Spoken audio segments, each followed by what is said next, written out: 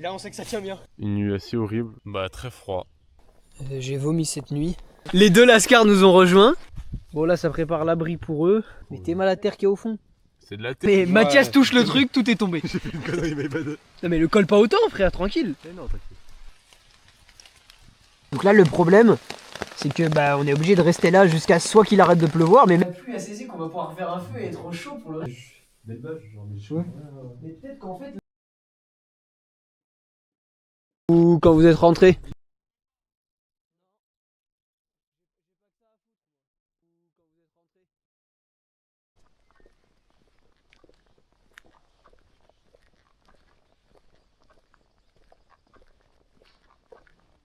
Vous voyez pas, mais la brume, bah on est dedans juste en gros. Du coup il fait hyper froid. Voilà. Vous la voyez, mais c'est-à-dire que là nous on la voit, je la vois devant moi quoi. Je la vois comme ici quoi.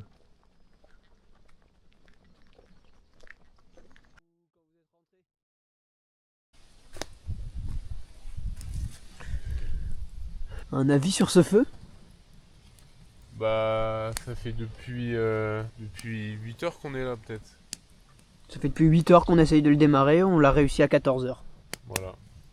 Donc on a... Bon en vrai on n'a pas passé 6 heures d'affilée parce qu'en gros je pense qu'on a bien passé une bonne heure. Ensuite on est reparti faire un tour. On s'est posé au soleil pour se réchauffer et dormir un peu. Bon même si on n'a pas vraiment dormi.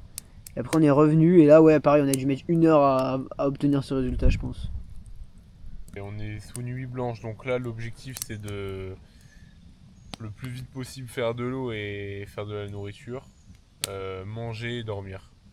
Là c'est Basique. Basique. simple.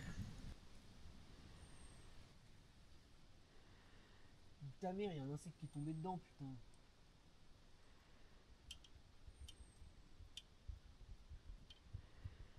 Dégage enculé de ta mère.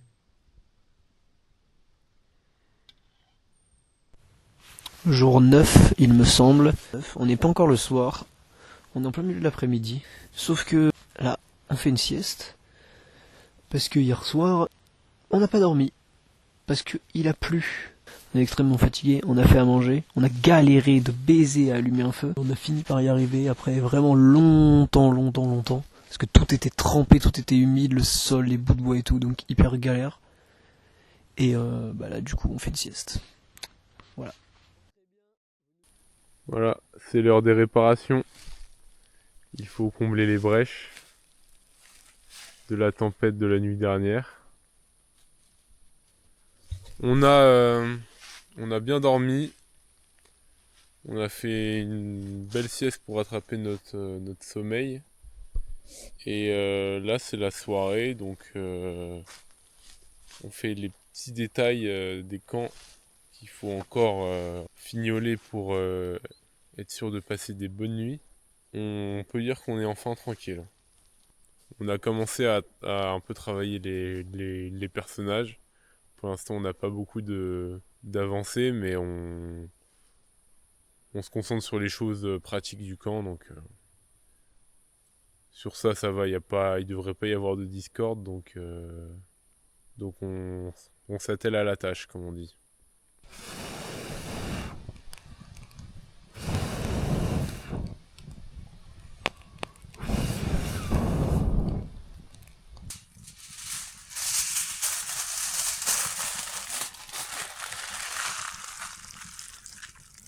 Mon objectif, c'est que cette énorme bûche nous permette de garder le feu toute la soirée. Ça paraît qu'il se tient. Ouais, on le met maintenant. Bah oui. Il faut bouger une place. Faudrait un truc. Bon, on a la fourchette. Enfin, le sceptre. Bon, là, il y en a deux qui n'ont pas fini de cuire. On les a sorties, elles étaient pas optimales. On les a remises au feu. Et là, pas de patate. Je sais ce qu'on me dira. C'est pas équilibré, on s'en branle. Voilà.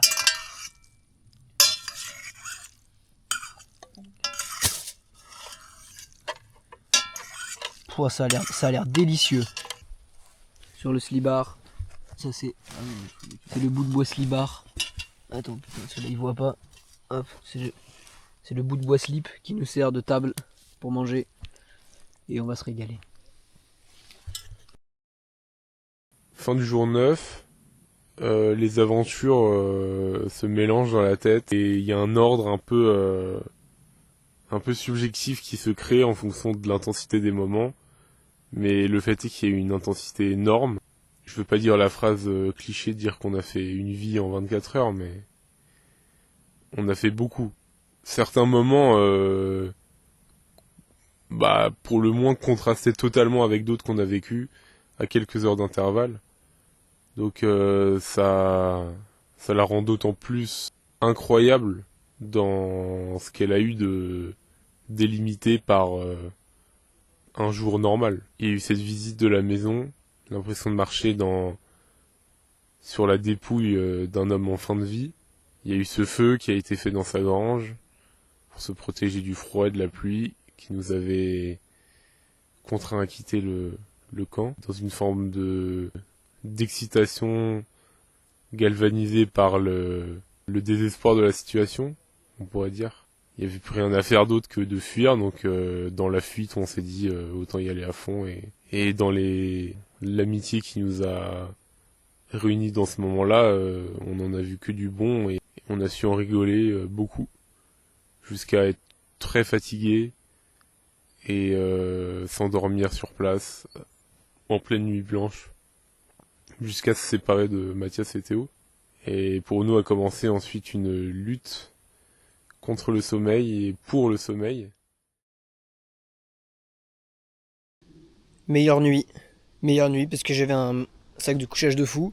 Plus j'ai récupéré le matelas de sol de Théo. Plus l'oreiller de Théo. Oui, ce mec avait la flemme de ramener des trucs avec lui. Donc là, bon, si vous voyez un peu, donc là, genre, j'ai passé une super nuit. Là, ce matin, on s'est réveillé. On s'est dit, on n'avait pas spécialement de truc à faire. Du coup, on a fabriqué une table. Regardez la table de fou. Je peux m'asseoir. Et là, je peux manger. Emile, il est parti chercher d'autres trucs pour s'asseoir. Parce qu'il y en a un qui était un peu pourri et investi par les putains de fourmis rouges. Alors que c'était le mien au départ. Hein. Mais bref.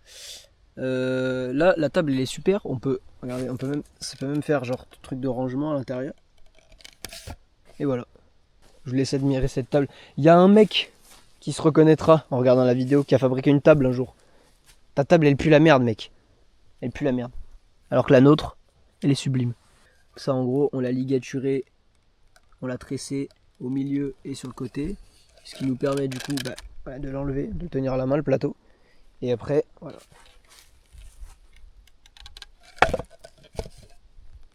Et voilà. Allez, petite baignade. Elle est partie se cacher. Putain, mais comment je vais faire pour l'attraper? Je vais jamais la choper là. Elle s'est cachée sous un caillou, mais du coup, si je bouge le caillou, elle va juste se barrer. Allez, oui, je l'ai! Je l'ai! Émile, je l'ai! Écrevisse! Écrevisse! Écrevisse! Montre-la. Ah putain, c'est hyper lourd par contre. Écrevisse! Écrevisse! Écrevisse! Alors en vrai, peut-être amène-moi un autre truc pour la mettre dedans, parce qu'il faut quand même que je nettoie la casserole, genre. Ouais. Là, on nettoie avec du savon de Marseille, parce que le savon de Marseille, c'est fait à partir de manière naturelle, et donc ça pollue pas, donc on peut l'utiliser dans une rivière comme ça, sans que ça ait de conséquences négatives sur rien en gros. En mode conscience écologique. Tu penses les masculins ils se lavent ou pas quand ils font leur stage de con là? Je pense pas en tout cas. En tout cas, ils lavent pas leur âme. Ils lavent pas leur âme. Vas-y toi. De tous ces péchés masculinistes. Non mais en vrai quand ton père, moi ça m'a terminé quand ton père il nous a posé la question. Genre ouais vous en pensez quoi? En mode on va dire on en pense bien genre en mode, bah moi en vrai je me sens un peu concerné et tout. Bah ouais, surtout qu'il l'a explicitement lié au fait qu'on allait nous aussi partir en soi-disant survie, donc... Ouais, mais en plus c'était drôle parce que du coup le lendemain on a entendu une... Tu sais genre l'émission sur France Inter là. C'était France Inter ou France Info? Ouais, si, c'était France Inter. Enfin, bref, c'est vraiment pitié. Oui, oui, qui parlait un peu de... Même au-delà de ça, de la tendance politique actuellement. Ouais, c'est ça. Et puis même genre le fait que ce soit... Enfin genre c'est clairement relié au fascisme et tout. Ce qui est un peu à l'opposé de nos idées politiques. Enfin les miennes en tout cas parce que celles des mille. peux pas retourner la caméra, mais j'avais une tête assez... bon, voilà. Non, je plaisante évidemment, Pas très mais enfin bref, voilà, c'est un peu l'opposé de ce qu'on pense. On fait pas ça pour ça et on est un peu à l'opposé Ouais. de ça, quoi. On n'est pas ce qu'ils ont appelé d'ailleurs pendant l'émission les MAGA. Ah oui, c'est ça. Les MAGA, les Make America Great Again. Nous, on les encule en fait. C'est très simple. Voilà, dis bien, dis bien. Alexis Chun est une des personnes que je déteste le plus en ce moment sur Terre. Voilà. Donc, il y a quand même pas mal de gens que je déteste bien. Hein. Mais, Mais les Alexis, masculinistes, voilà. voilà, Alexis Chun en fait partie. Pour vous donner un exemple aléatoire. C'est bien, ça pourra servir de disclaimer au fait que ce qu'on fait n'est En vrai, ça, aucunement dans le but Ouais. d'affirmer notre virilité. Oh, moi, globalement, ma vérité, je m'en branle un peu. Voilà. Et... Mais moi, ça me fait trop rire que en dessous, tu sais, genre de la vidéo, il y a des commentaires par rapport à ça. Ouais. Mais genre, tu sais, dans les premiers épisodes, parce que ça, du coup, ce sera probablement vers la fin. Genre des commentaires en mode ouais, putain, c'est bien qu'il y ait des hommes qui refassent ça entre hommes et tout. Et que nous, on puisse les insulter sous les commentaires. Moi, je le ferai avec plaisir. Ah, c'est bien 4 hommes virils qui se rejoignent entre couilles dans la nature. non, mais c'est pas ça le but. Justement, ce qui est... C'est hyper drôle en vrai qu'il y ait vraiment des commentaires comme ça me ferait beaucoup rire, moi.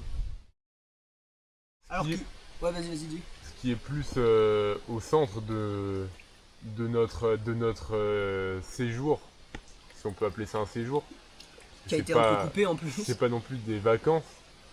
C'est plus justement de mettre au centre la nature, c'est-à-dire à la fois notre connaissance qu'on a d'elle et à la fois les conséquences du fait d'y être confronté directement sur nos vies. Là où les masculinistes se différencient de nous, c'est-à-dire que le but de leur excursion dans la nature, c'est avant tout une affirmation individuelle, et la nature n'est que l'outil permettant d'accéder à ce seuil de dépassement. Parce que moi, en fait, faut que je me change aussi. Genre, je me suis pas changé depuis le début, comme ils ont certainement pu le remarquer. Je veux pas de remarques sur le fait qu'on soit sale. Évidemment qu'on est sale, on est en forêt, putain. Donc faut que je me lave et que je me change un peu de temps en temps quand même. Ah, je pense que le fait qu'on soit en forêt, justement, ça nous rend pas si sale que ça. Ouais, c'est ça, c'est-à-dire qu'en vrai, Même le fait de pas se laver, c'est de la terre. Bactériellement, en tout cas, je pense que ça va, quoi. Ouais, c'est ça, y a pas beaucoup de bactéries.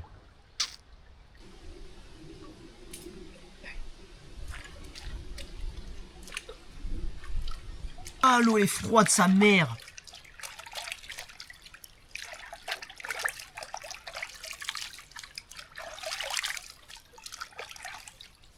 Il va falloir que j'inspecte pour les tiques aussi après. Ça, je sais pas si pareil, je sais pas si vous avez compris, mais en gros, Émile, cet enculé, n'en a aucune. Et moi, j'en ai à peu près, en moyenne, 4 par jour, je pense. Et c'est pas une vanne, hein, je pense que j'en ai vraiment 4 par jour. Et heureusement, là, il fait pas très très froid. En vrai, il fait même plutôt bon, là. Quand il faisait froid, déjà, c'était impossible de se laver. Hein.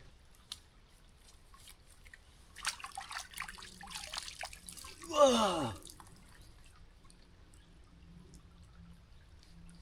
Là, il y a une sacrée averse. Juste après que Virgile se soit lavé.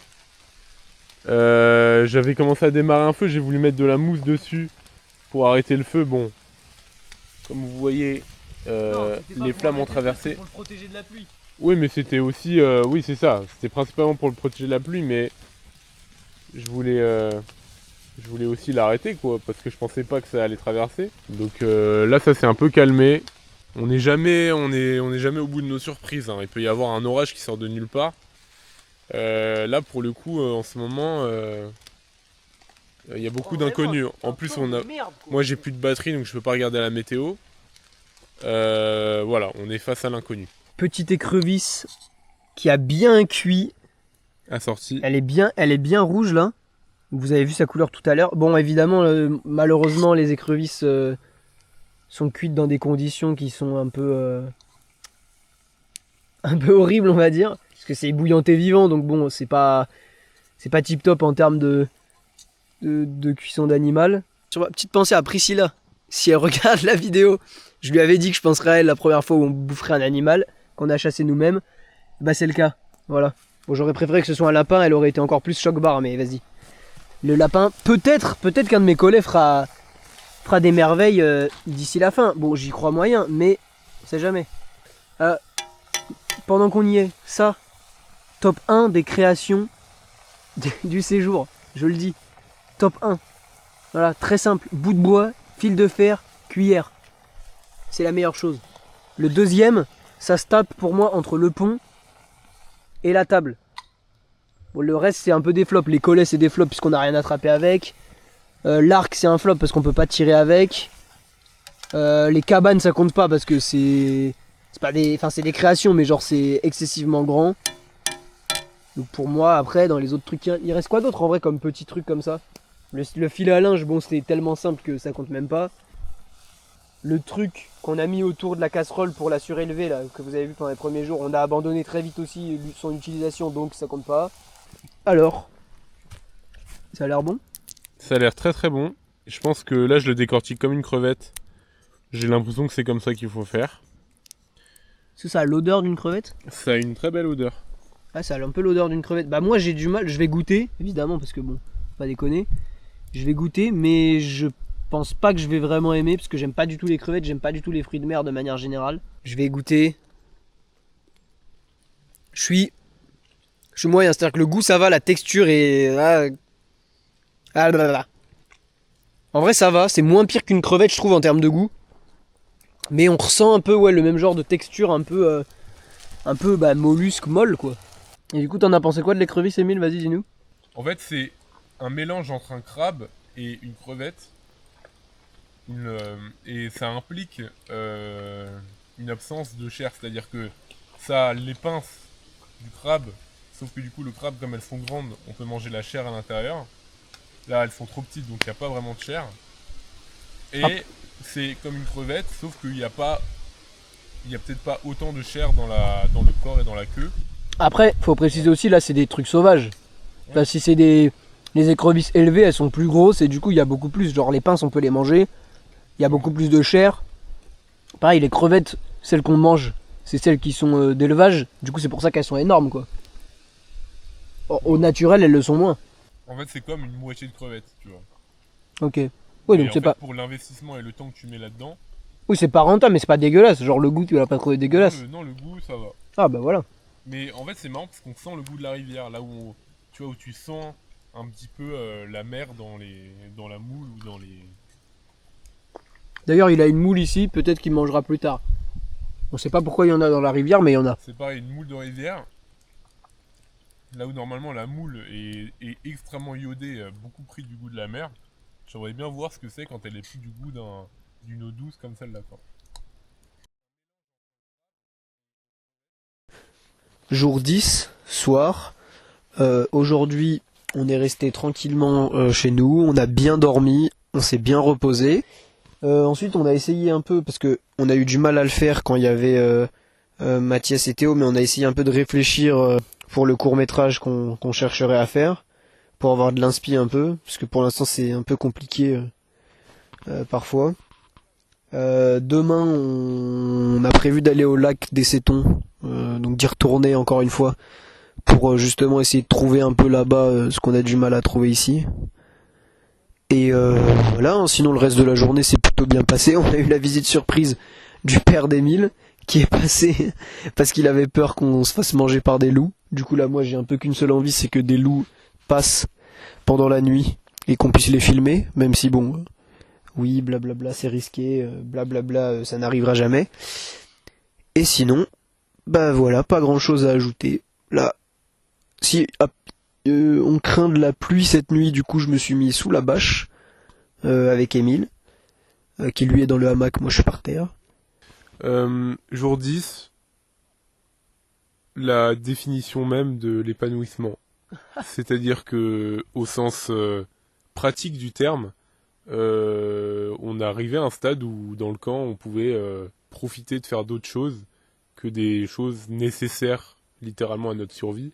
Comme la table dont tu as déjà parlé Virgile, il a commencé à bricoler, à tailler quelques petites pièces d'échecs dans le bois. C'est vrai. Ouais, on travaille beaucoup sur le camp, mais presque un peu pour éviter le fait, la principale chose pour laquelle on est là, donc il va falloir s'y mettre. C'est où les trucs à laver ? Pas de loup. Pas de loup cette nuit. Bah là on mange et après on va au lac. Et voilà.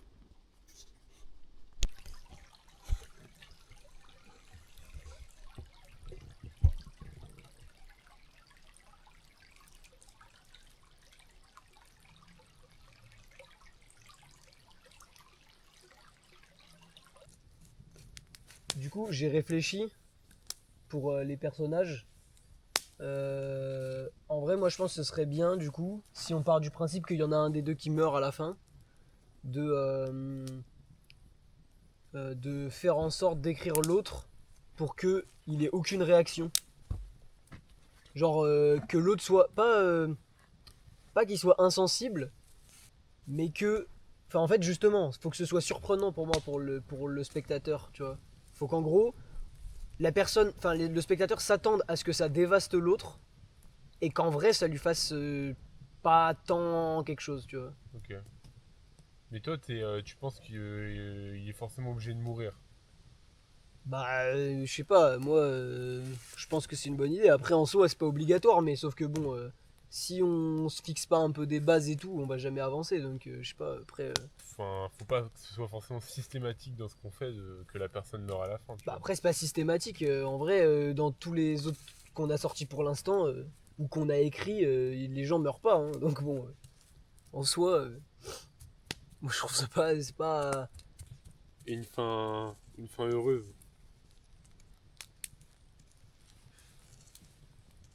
Mais en fait, le truc, c'est que si on veut faire une fin heureuse, faut que ce soit crédible, tu vois, faut qu'elle soit bien amenée et tout. Ouais, je sais pas. Si tu trouves une bonne idée de fin heureuse, moi, pourquoi pas, mais bon. Mais après, en soi, là, faut même pas tant qu'on se focus sur l'histoire, faut surtout qu'on se focus sur les personnages. Putain, la fumée. Ouais. L'histoire, c'est entre guillemets elle qui crée les personnages. Ouais, mais c'est aussi l'inverse, c'est aussi genre l'histoire, elle découle aussi des personnages. Donc bon, c'est un peu un mélange des deux, mais. Ouais. En tout cas, ça avance pas trop, hein. Mm. Bon, du coup, on fait plus de riz, comme ça on en garde pour ce soir. Et ce soir, on le mange avec les patates. Allez.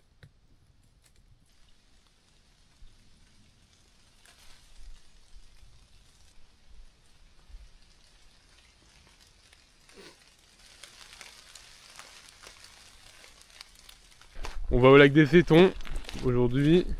On n'a pas vraiment réussi à creuser les idées pour les personnages. Donc on se dit que peut-être marcher et d'aller au lac, ça va nous donner de l'inspiration, nous ouvrir un peu l'esprit. Donc voilà,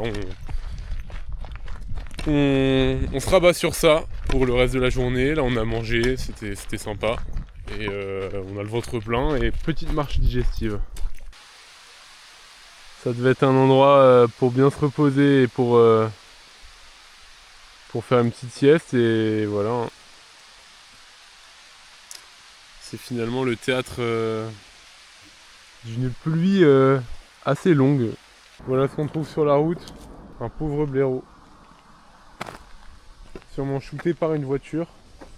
Faites attention sur la route à qui vous croisez sur votre chemin, qui n'est pas au courant que les routes sont des terrains aussi hostiles. Ça sert plus à rien de filmer là, c'est bon. Voilà. Donc retour du lac des Fétons. Y'a rien, retour rien du tout, c'est bon, couple. On n'a pas beaucoup avancé sur les personnages. Bon, c'est comme ça. On a du mal à se mettre d'accord sur la direction qu'on veut prendre.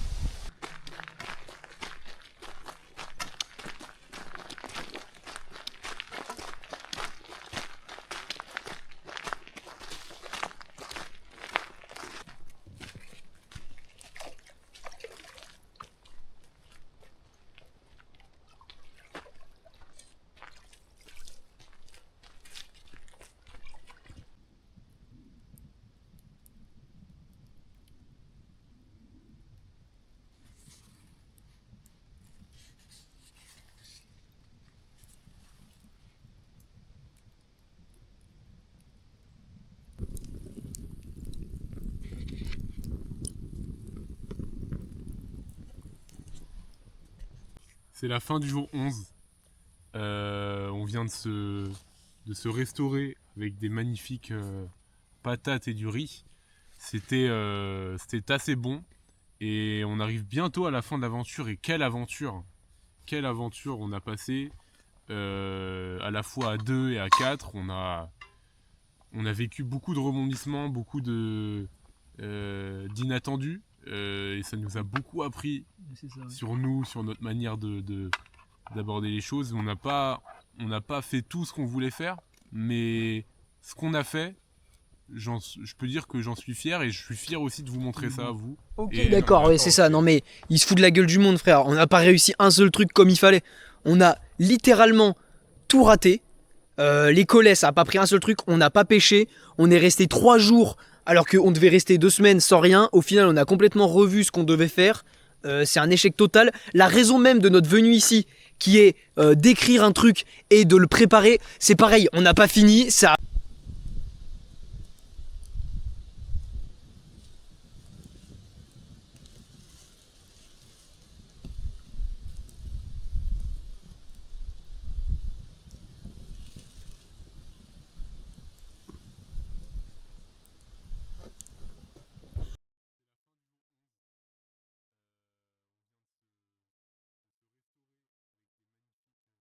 Bon, ce qui devait être l'avant-dernier jour est en fait le dernier. Virgile est allé retirer ses collets. On va lever le camp assez vite. Hier, on s'est un peu embrouillé concernant la vision qu'on avait eue du séjour. Et bah, effectivement, on n'a pas réussi à finaliser ce pourquoi on était là, c'est-à-dire l'écriture de nos personnages et de notre prochain court-métrage. On ne va pas le sortir. Ça a produit une rixe entre nous. Et bon, on verra ce qu'on fera des images qui sont là, mais voilà, c'est dommage que ça finisse comme ça entre nous, parce que j'étais d'avis de retenir que le bon de cette expérience. Et bah, c'est comme ça. Donc on va progressivement s'organiser pour partir. Et voilà, c'est comme ça que finit l'aventure. Dommage.